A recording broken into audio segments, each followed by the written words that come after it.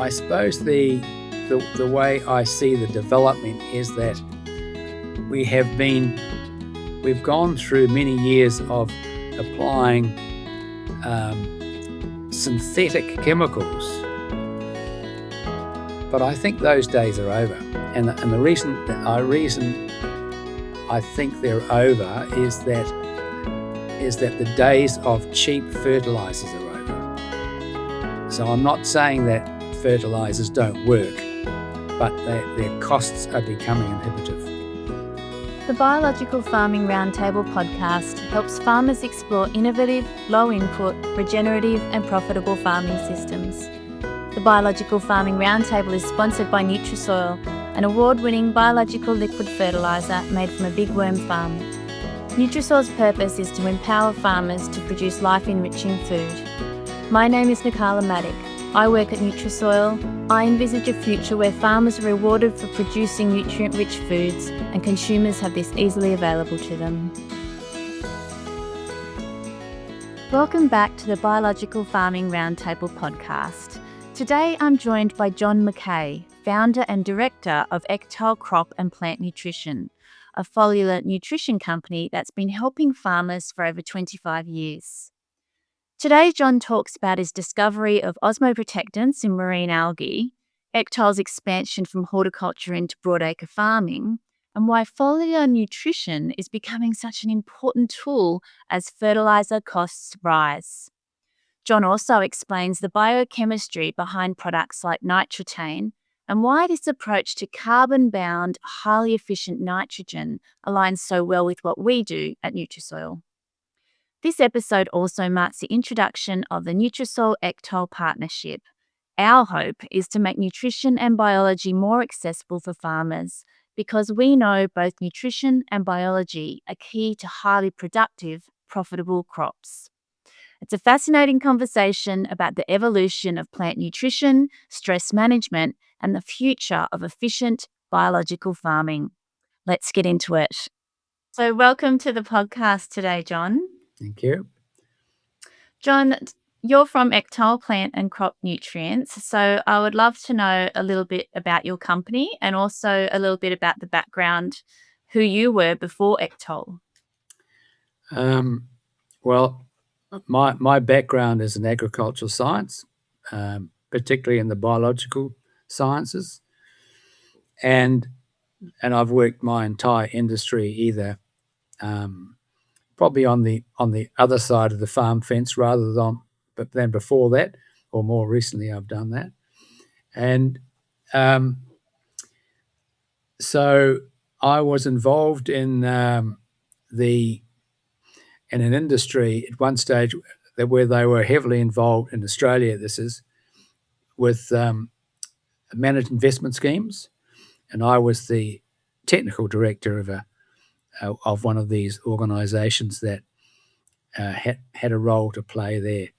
And when the regulations changed about that, a lot of the farming enterprises kept talking to me. So I thought, I'll set up a business where I concentrated in the nutritional side of these various agricultural schemes. So that's how the company started. But most of my life really has been in the applied sciences. So if you look at science generally, there are the researchers who tend to be in universities or working in laboratories. My real interest is taking those developments and making them or following through with the application. So applied science has always been my field. Taking a product, making it work at the farm level and making it commercial as well. So it's got to work. The hands-on side, really, like you actually created these products Yes. at ECTOL. Yeah. Yes, correct. And the like all of us, I had a team of friends and people I would interact with and still do who have expertise in certain areas which we can share ideas and put it in. There's nothing original in that sense.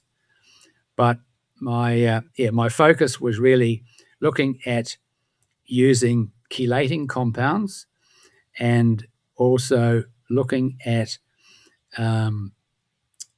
foliar application. That was what the name of the game was.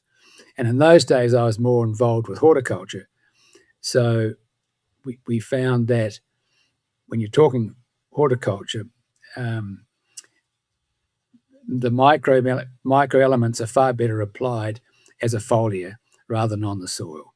So that's where it came from.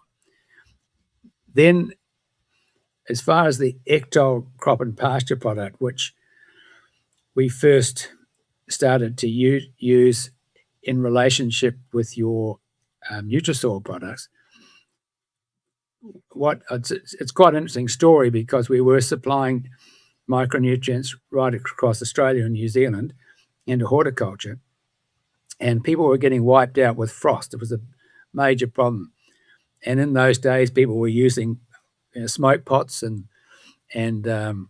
helicopters trying to push warm air down onto crops and one thing and another. And someone said to me, well, what can we do about frost losses? So we spent a year, well, the question I asked was, how can a cabbage survive under frost and cold, yet a mango or a grapevine or a peach tree can't? And the reason there is that those plants that had evolved under snowy conditions, like a cabbage, for example, produce what they call osmo protectants. There are a range of chemicals in the plant which protects them against frost. So what happens is, when a plant gets frosted, it's not the frost on the outside that does the damage. What happens is that ice develops inside the plant, outside the cell, and just like a snowball grows and attracts water to itself, that ice crystal will suck water out of the cell. So the real effect of frost, for example, is internal plant dehydration. So the cells were being dehydrated, and to the extent that they couldn't survive. So we looked at sourcing these osmoprotectants, which work against the osmotic loss of water out of the cell, and marine algae have a high concentration of those. So we worked with a good friend of mine who was a professor of chemistry at Melbourne, and we looked at what could be done, and we then started extracting these osmoprotectants out of marine algae, and which we started to apply to plants. And in that year, I was a hero because crops were being saved, and it was probably the first really major commercial application of marine algae for frost protection in Australia. That was the genesis of ECTOL. And then over the years, we did a lot of trials with UTAS and added more other osmoprotectants and developed the product over years. So that was a branch into stress protection. And then we found that a lot of the farmers, the horticultural guys, were saying, gee, the grass is growing under the trees. And that led us down into pastoral agriculture and cropping. So that's a brief summary of how it all happens. So our focus is still it's totally on foliar applications, or just about totally on foliar applications, but heavily focused on foliar. Very much, we're still retaining micronutrients. It's just about everything we do. And probably like the bigger cereal crops now, pasture and cereal crops are probably now bigger in our use of our products than horticulture is these days. Obviously, there's more hectares of grown over time. So what an interesting development. So it's really these osmo protectants from marine biology was Yep. kind of the first sort of niche part of adding that with nutrients is Cor- how ECTOL Correct. started. Correct. And what they do is, for those, the osmosis is when water moves the osmotic effect, if you like, is water will move from an area of low concentration from a concentrated situation to a low concentration. So it migrates. So when a plant gets stressed, what it tends to do is it focuses these protective materials within the cell to suck the water back into the cell, which otherwise would have been drawn onto the ice molecule. I don't know if I'm making myself clear, but that's the name of it. It's a complex process, and all plants can do it. If you take a grapevine and bring the temperature down slowly over a few days, it will start to produce osmoprotectant compounds and load up the cells. It's like, but if you do it overnight, it gets caught. It's like you walking out in the cold without a coat. It's that sudden change. It's a sudden change that affects so many crops. But if you bring it down slowly, it's called acclimation. If you bring the temperatures down slowly, they've got a much better chance at surviving. Right. So is this in all of your products now, these osmo protectors? No, they aren't. But it's an option. It's interesting. If you look at years ago, there was some work done by the USDA by a fellow called, I think his name was Skimmer.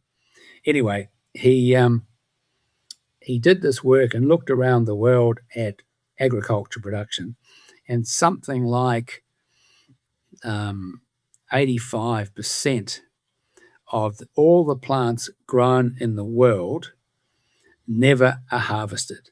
So the attrition or loss of crops is amazing. So we do all this work and put all this investment into growing things, and we only actually sell 15%.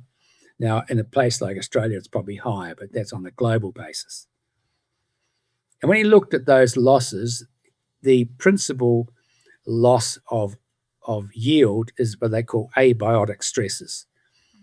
So that can be heat, it can be cold, it can be frosts, it can be chemicals, or it can be pathogens. And they might only reduce your yield by 25 or 30%, and the farmer thinks he's done all right.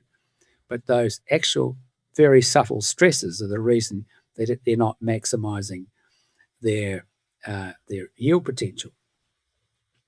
So that's why, from our point of view, I have been saying to farmers for years, what we want to do is try and improve or maximize the potential of this year's crop.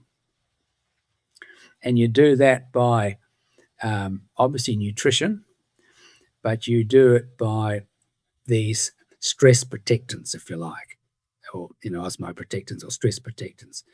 So yes, we don't always add them to our product, but it's an option for farmers, and we tend to encourage it. But of course, they're all driven by budgets, and you don't have to do it to make a big change. Now, I don't know enough about Nutrisoil yet. I'll get to know more about it. But I would imagine that some of the impacts of Nutrisoil would be in this area of stress reduction. Absolutely. You know? Yeah. As you're talking, John, I'm thinking of the ways that that the osmo protectors are working, and also the way that Nutrisoil helps to reduce these stresses. Like we've certainly done studies where applying a worm liquid, the plant lets out less abscisic acid, which Yeah. is the acid they let out when they're stressed. Yeah. And that in terms of your frost protection, like we've got these microbes that land on the leaf of the plant Yeah. that help, bump off the frost-inducing microbes. Mm-hmm. So again, it's so holistic. I'm thinking your products have these osmo protectants in there helping inside the plant to reduce that dehydration and frost-inducing situations. Yep. If you use less nitrogen, you're not going to have as much water in the stem of your plant. Yep. So you're again not going to freeze as easily. And then when you're providing the plant with full nutrition as well, it's going to be able to deal with stress. And then you've got your microbes on the plant that are helping the plant deal with cold conditions. Totally. And the plant is less stressed. So it's just this beautiful combination of all of these things working together, isn't it? It is. I mean, what was some of the biggest challenges? So this would have been very new. How many years ago did you start ECTOL? I think it was 2001. It was actually, when was 9/11? Yeah, right. Was that 2001, 9/11? Anyway, it was about that time. Yeah. So it has been a journey, and I'm I suppose the way I see the development is that we've gone through many years of applying synthetic chemicals, but I think those days are over. And the reason I think they're over is that the days of cheap fertilizers are over. So I'm not saying that fertilizers don't work, but their costs are becoming inhibitive. And I don't know whether I'm having this discussion with a lot of major farming enterprises right now, and they are just wondering how they can actually make a profit with the high costs of fertilizers. And therefore, what our technology, if you like, is a very targeted approach, foliar applied, and it's all about nitrogen efficiency or fertilizer efficiency, whereas the old technique was put it on, and you could do it then because it was cheaper. And if you lost half of it into the atmosphere or into the soil, it didn't really matter. So those days have changed. So I think the big challenge for us as two companies with an association is how do we optimize yields at a reasonable price and be very efficient in what we're applying. Foliar nutrition is really what you're focusing on. Do you think that crops can be grown with just foliar? Can't even say the word foliar nutrition. Or is there a combination? I think it's a combination, because the plant will never be able to get its full nutritional requirements through leaf absorption. And so, what we're actually trying to do as a company is we are saying to the farmer, how can we optimize your crop? How can we optimize your pasture growth in the current conditions? So, in other words, if you're going to spend $1 on what we're trying to do, is we'd like to see you make $3 to $5 back this year. That's what we set ourselves. You've got to get a payback, and you've got to get it this year. Now, if you're talking about lime, for example, and we don't sell lime, but if you're talking about liming, then that's a 5-year investment. Some of the if you're talking about phosphate fertilizers or guano or RPO, something like that. That's a soil applied product that takes a number of years to get paid back because you're changing the soil profile. Potash would be similar. So that's, and you couldn't get enough of those major elements into a crop through foliar application. But if a crop was if it was stressed, if it showed a lack of potassium or magnesium or some of those other major elements, yes, we can apply it to the leaf and get through that season. But it's not going to provide enough for the next crop, if you know what I mean. So consistently feeding in a foliar foliar application. And micronutrients, they are called micronutrients because you need very little of them. And therefore, targeting the crop with a micronutrient as a foliar just makes sense, and it works. So, John, if you had a tissue test and you were low in a micronutrient, would using the ECTOL Micromax address that deficiency in the plant, not in the soil? Yeah. And if it goes in the soil, it's not wasted because those elements are protected. But the whole idea of Micromax, it does give you a suite of all the elements that you require. And if you did a tissue analysis and you found that you were short of boron, for example, then you could go and apply boron or whatever the element was. What we tend to do is we do all the elements that you're likely to need and let the plant decide. So it'll, and we can tweak it. We have tweaked it, for example, some areas have been, they've wanted the manganese taken out or something like that. Yeah, you can do that. Or we lifted up the copper, or we can tweak it around. But as a baseline, it gives all the micronutrients in a balanced formulation. John, going back to what you were saying about you can't change the soil profile with foliar nutrition, you would, for the long-term soil profile change, you might need to use something for, high aluminium or for acidicity or those types of things. I have seen, and it's been recently, some evidence that shows even high aluminium or even really sodic soils, these plants can grow through them, but only if they have high organic matter in them and high biological function in them. Yep. So what I think I'm putting together is that if you have a soil that doesn't have high functioning biology and doesn't have high organic matter in it, the soil chemistry is what you have to go by.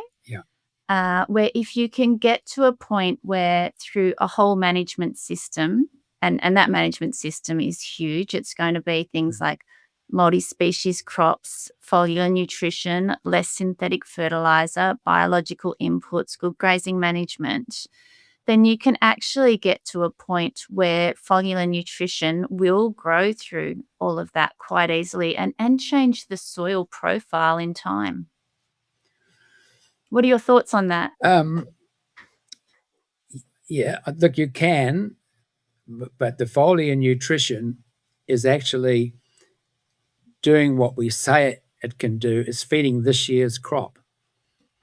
I think the thing about building up soil carbon, and we need to talk about that, but building up soil carbon, having a good active multi-species biology,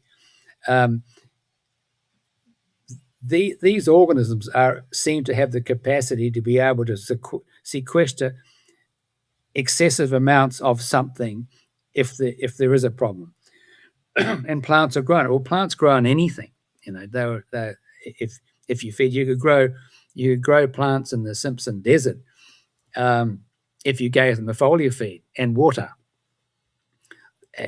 So yes, a healthy soil, even if it's a bit sodic or a bit acidic, they'll still produce if you feed them through the leaf. No doubt of it. Yeah, yeah. And look, I'm not saying that the actual chemistry in the soil test changes dramatically, like that aluminium would still be Yeah, high, but yeah, the microbes around it, that root system, if that plant is healthy, getting foliar yeah, nutrition, yeah. will actually help that plant grow Correct. through those Yeah, conditions. yeah, Yeah. So it's yeah, that combination of good nutrition that is chelated with a carbon source yeah, and these other factors you're talking about, like osmo protectants, yeah, are wonderful. That's helping the plants actually change the soil profile around their root yeah. system. Yeah. You're totally right. Mm. Uh, uh, Yeah. Yeah. Was there any pushback at the start? So foliar nutrition, it hasn't been something that has been widely used in broadacre cropping for a long time. It was traditionally mostly granular. yeah. Have Yeah, how did you move into that broadacre market? Was it an easy transition? It's it certainly was not, Okay. and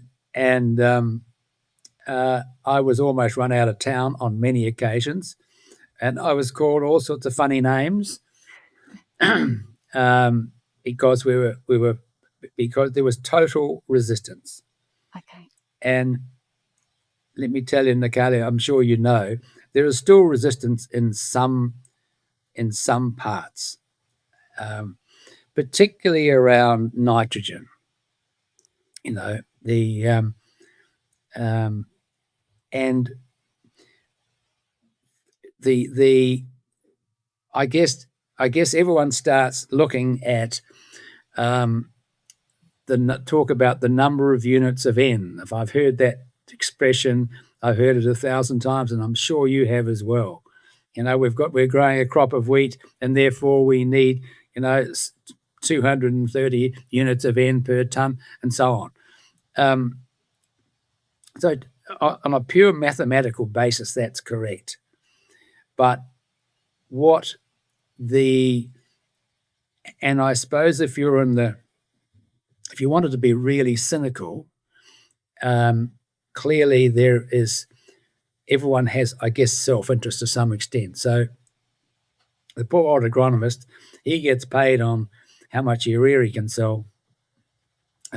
He does the maths, and they can say, yes, if we put on so much urea, we've met the nitrogen requirements of that crop, and it's true, and it does work.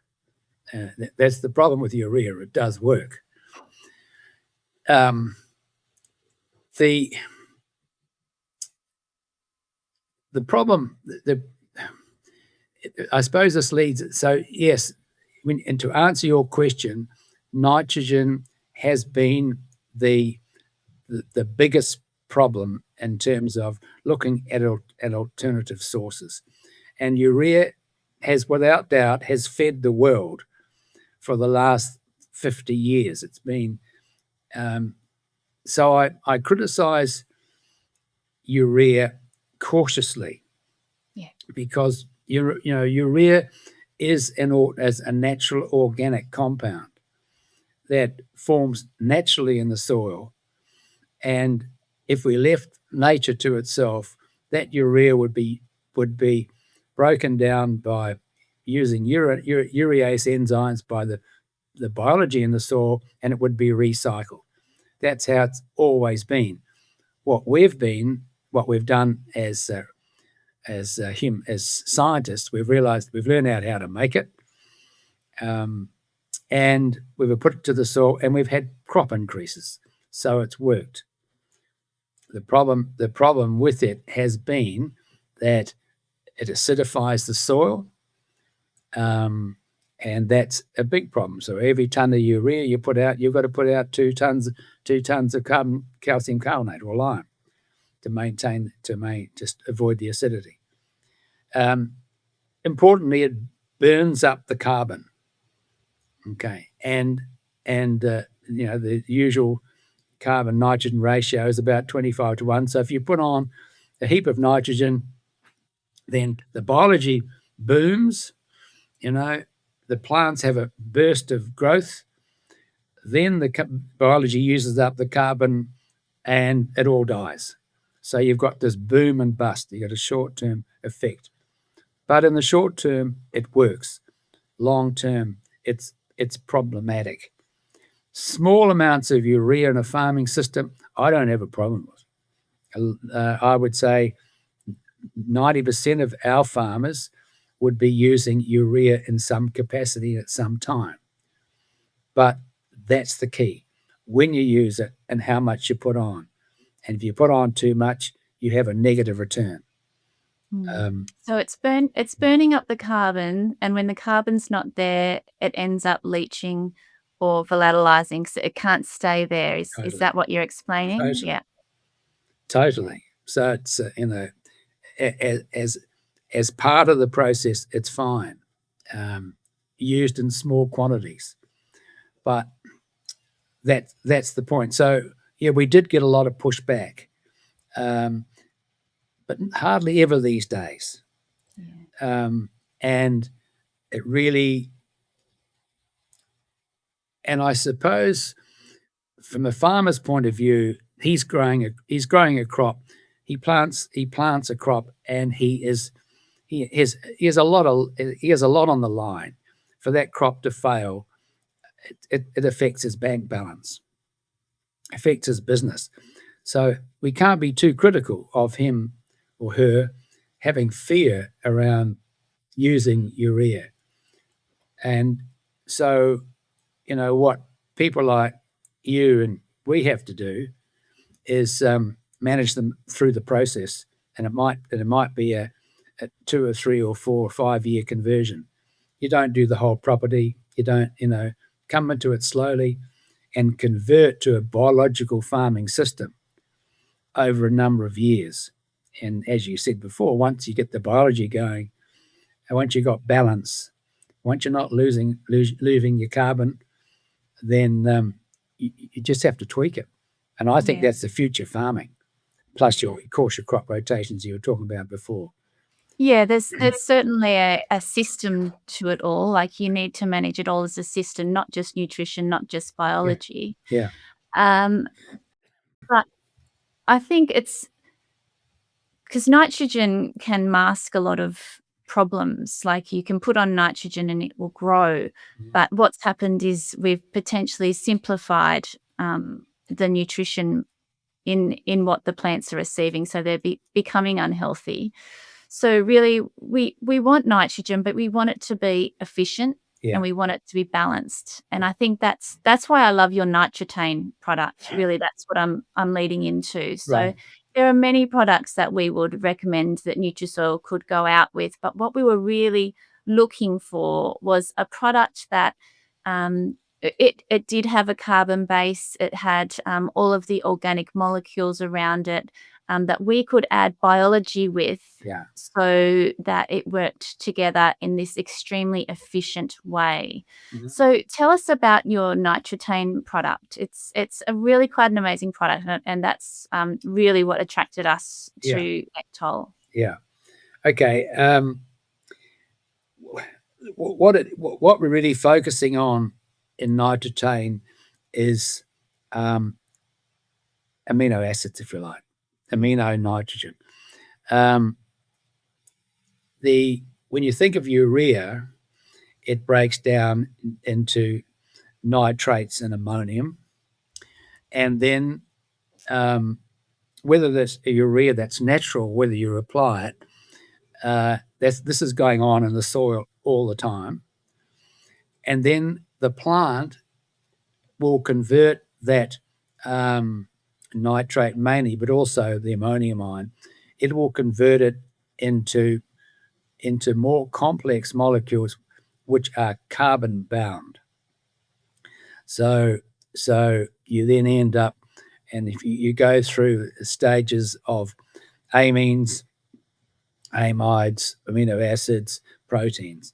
All right.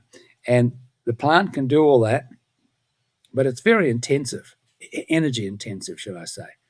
So what we're doing is we're trying to cut some of those earlier steps out. We're giving nitrogen in a form that's stable. Okay, it's absorbed. It's stable in the soil, stable in the plant, is absorbed into the plant through the leaf and through the root system. And the plant will then do exactly the same thing again. It will convert it ultimately into proteins. So it's saving a few steps, saving the plant energy, and it will last longer in the soil if it hasn't been taken up by plants. So we're finding if we look at pasture, for example, and you apply urea, you get a massive growth in the first month after the application, and that's basically it. The urea is used by them. With our product, we don't get as much grass in the first month, but by the end, but it's still outperforming urea in the second and third month. So it's a slower process. It's no doubt about it. Okay, so it's more energy efficient. So the nitrogen use efficiency is there because the plant isn't having to use energy to convert that nitrogen into amino acids. Yeah. And the amino acids are what they use to do all sorts of functions. It converts into proteins and all other types of roles in the plant. Yeah. But then there was this other step of the carbon. So if it's gone into the soil, it's got a carbon with it, so it's not leaching. Does that happen in the plant as well? Yes, it is. Well, in fact, what we do, we chelate the nitrogen onto a carbon carrier. So that's how we stop that leaching process. So it's not actually, it's not the amide as such is not carbon intensive, but it's the carrier that's got the carbon in this particular case. That keeps it in a stable form. Correct. Yeah. When you look at the analysis, it says like the forms of nitrogen. It doesn't say urea, it doesn't say ammonium, it doesn't even say amino acids. Yeah. Could you talk about that analysis, what that actually means and what they are? Well, we basically start with a suite of amino acids, I'd need to go through the label and details. But basically, that's what it is. It's amides and amines, which add up to a total concentration of 27% of nitrogen. So you wouldn't call it organic nitrogen. You would call it a chelated nitrogen. Is that right? Yeah, that would be Well, organic's an interesting term because the organic chemistry is chemistry that involves carbon. Yeah. Right. So if you said to me, "Is it organic nitrogen?" I'd say yes, it is, because it's carbon, but it's not it wouldn't be organically certified because we don't extract it from a plant or it doesn't come out of the soil. It is a process of manufacturing, which is consistent with natural systems, if that makes sense. Technically urea is an organic molecule.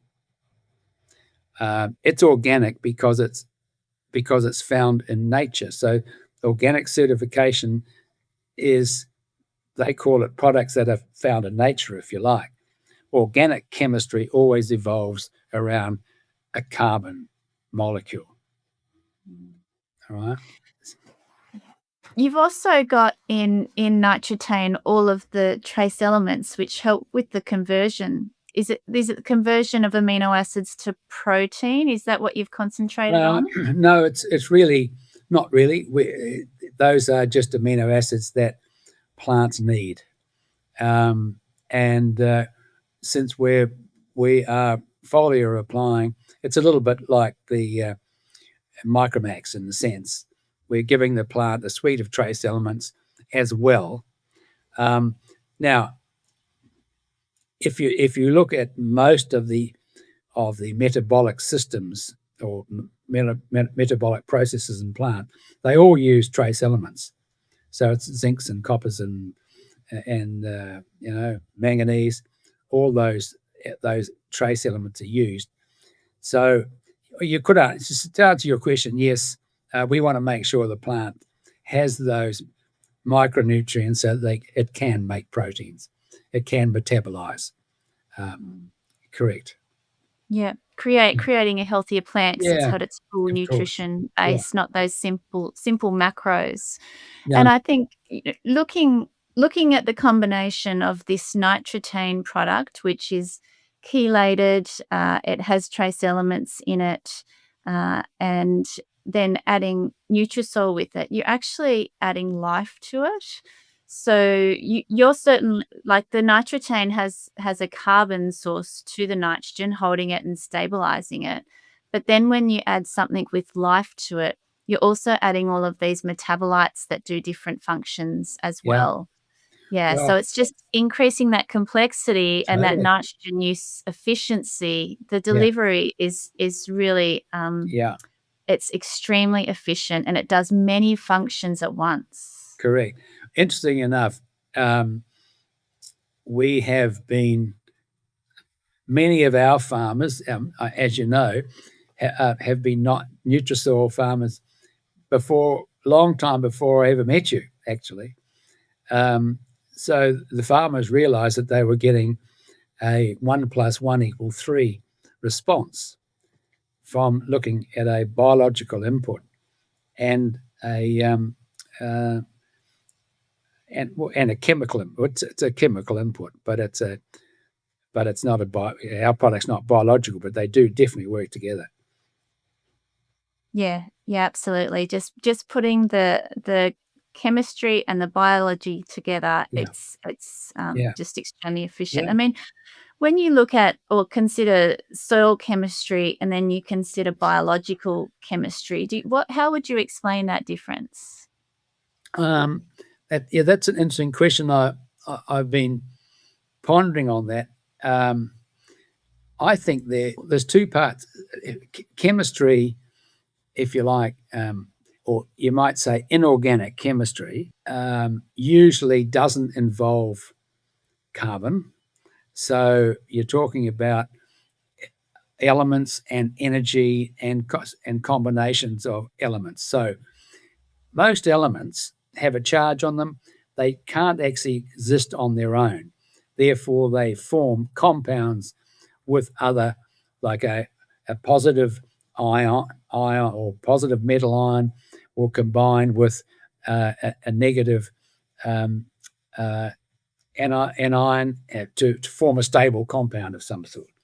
That's what traditional chemistry is, and that goes on in the soil as well. Organic chemistry is involves carbon, and usually there is a biological process in it. So I think more and more of those organic chemical reactions in the soil does involve biology in some form, if that makes sense. So that's the subtle difference. They're still chemical reactions, but one's got carbon and is life based, and the other one is usually non-carbon and there's no life forms involved in traditional chemistry. With you working with the nutrient and the carbon-based type of products, you can always say what's in your product. I think with Nutrisoil, we're working in the biologically chemical side, and it's constantly changing. So we could do a DNA test and say what's there then, but then the DNA might change later, or the types of microbes and their abundance will change and cycle over time. It's constantly changing biological chemistry. Totally, and I think, um, and I think that's becoming more accepted. That when you ask how was I approached in the beginning, it was very much about traditional trials. Now, if you're going to make a chemical, a weed killer, for example, it is strictly chemical, and they do their trials, and then they measure the efficaciousness of it. So you know exactly what's in it, and you know that it's got a 95% chance of doing what it will say will do. Organic systems don't work that way. It never have and never will, and we have to live with that, and that's okay. Our product, of course, can be specified and must be specified, and organic, but our ECTOL, for example, a little bit like Nutrisoil, is more variable. For that. Is that because of this marine algae? Yeah, it's a marine algae and changes. Would you say there's life in that? Is it alive? No. Well, could be. if you leave the lid off, it becomes alive. No, it's Right. not. It's not designed to be alive. It's actually it stimulates life, if you like. It's used by life. It's not from that point of view. We have been asked over the years to look at biological inputs, bugs in a drum, and I've never gone down that route, except maybe with mycorrhiza, only because I didn't know enough about it. I couldn't specify it, and I thought it was just something we didn't know enough about.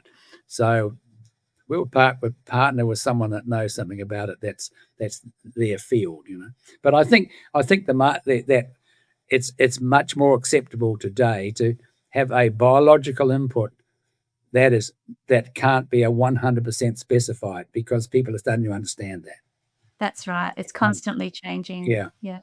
And I think I was at the Nicole Masters masterclass recently, and she said, I'm now starting to understand it in these biological products. It's not the biology I'm looking for, it's the metabolites that they make. Right. And those metabolites don't go anywhere. Right. So your bacteria and fungi can, live and die. They eat each other. They reproduce again. Sometimes the fungi's higher, sometimes the bacteria is higher. It's like its whole ecosystem in there. But it's the metabolites that stay there, and they're those things that help plants and microbes communicate with each other. They're enzymes that help solubilize nutrients that are already in your soil. So you're working both ways. You're providing nutrients through a foliar fertilizer with something like nitrotane or micromax. Yeah.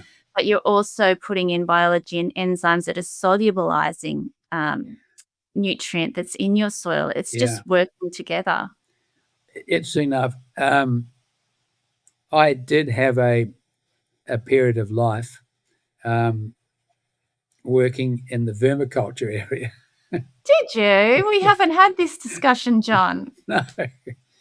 We have recently got our up-to-date shelf life testing back from Microbe Labs. Right. And the product is totally stable. It just cycles. Yes. Like it doesn't actually have an expiry date. No. If kept in the right conditions. Yep. So for that, we're really grateful. We probably were always saying, look, use it within 2 years, keep it out of the sun, make sure it has air. But Microbe Labs is saying airtight, it's stable. It's its own little ecosystem, and it will just keep cycling around. So, I think you hit it on the nose when you said there are there are biochemicals, metabolites, etc., in your product, which are stimulating all sorts of biological reactions, and probably when you put in the soil, the soil biology will be multiplying up. Absolutely. So Yeah. I can see that clearly. That's what it's doing.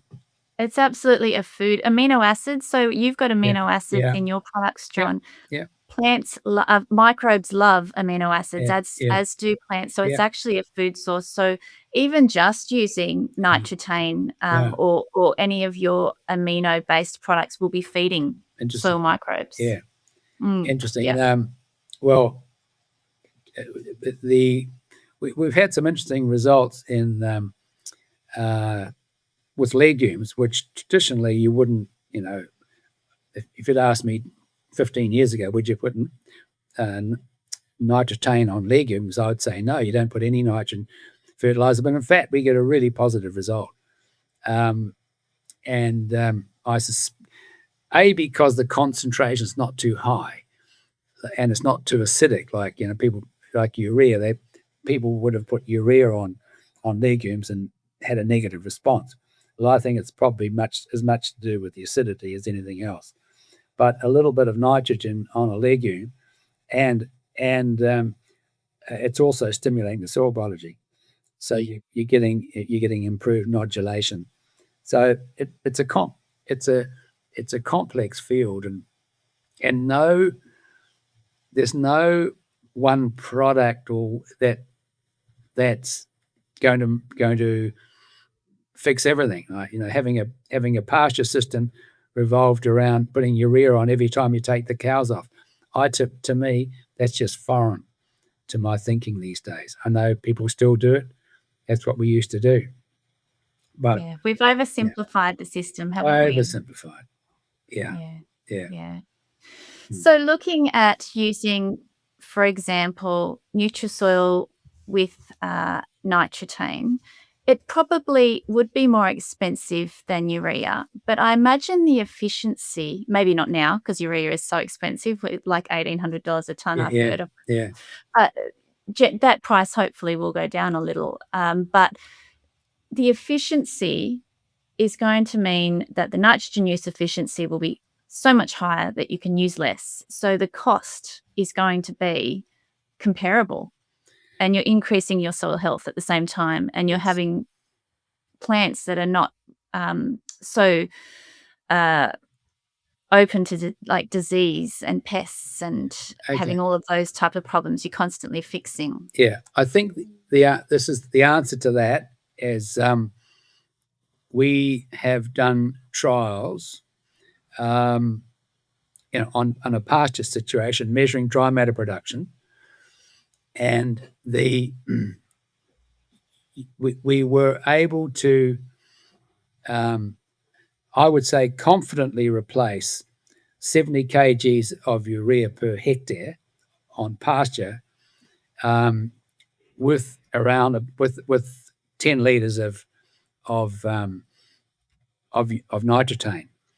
Okay, just as a rule of thumb. Now, in fact, the nitrogen outperformed the urea, but at the current prices, that the nitrogen at that rate would be cheaper than the urea at current prices. Importantly, that's about a rule of thumb. It seems to get the same agronomic effects as about 70 kgs of urea. So if you put out, let's keep the maths easy. If you put out 100 kgs of urea, you're only actually going to get half of the nitrogen. So you're getting about 23 units of N from 100 kgs of urea. So the losses are very, very high. And when you're talking about nitrogen use efficiency, you then say, well, how can 10 litres of nitrogen at 27% sustain a crop. Well, it's not just the nitrogen, and I've never pretended to be. You can look at good soil biology, and that should produce, I don't know, 70, 80 units of N. You've got your and then if you start looking at decent crop rotation, well, you've got another 100 units of N, plus your nitrogen. You add up all those sources of nitrogen, you're getting sufficient to grow very healthy pasture or a crop. So that's the way we have to think about inputs into farming in future. You don't look at one crop this year. Let's look at a 3-year program involving crop rotation, and I think and also including clovers and other legumes which are going to fix nitrogen. So and then you've got your free fixing nitrogen bacteria, azotobacter, and things like that in the soil. You add them all up. So to look at any input, whether it be urea or anything else, and say that's the sole source of a nutrient, it's old science. Those days are over, and it's too expensive. Absolutely. So what about Micromax? Let's talk about Micromax. It's quite an elevated amount of micronutrients in that product. What's the story behind that? How did you come up with that? Not too scientifically, I've got to tell you. It was really let's put a formulation out there that will meet at relatively low levels, will meet the requirements of a crop. Now, interestingly enough, my first focus for that product was actually stress protection in horticulture. So we were looking at, because a lot of those trace elements are used in stress protection by plants anyway. So let's put them all together, put them in an application, and we were putting out sort of 2 or 3 litres a hectare, not a lot, on a tree crop. Now we're bringing it into particularly pasture, actually, more so than anything else, into a program. So I think and we really just, I know every soil is different and they have different combinations of trace elements, but we just wanted to make sure that that the crop or the pasture had sufficient of them. And interestingly enough, we were getting anecdotal reports that stock health was better, because they also need those trace elements. So it was really a minor exercise, but it's made a difference. So do you think if someone had a deficiency in their crop that in a trace element that's contained in Micromax, that applying Micromax would fix that deficiency in the plant, not in the soil, in that plant, in that year? I do. And what if you had an excess of one of the trace elements and that was in the Micromax? We just take it out. Yeah. And that can happen. We've done that. If there's too much of something, when we formulate it, we just take it out. So it's still important to be looking at your soil test, looking at your sap tissue tests, and knowing what generally happens, I guess, in that soil and in that crop type. Yeah. And then you can go from there. So even you could get comfortable enough over time to not have to keep doing those sap tests. 100% right. I'm reluctant to say that because I don't want to dissuade people from having some knowledge, but if you the soil's a funny thing. I haven't seen, and look, there'll be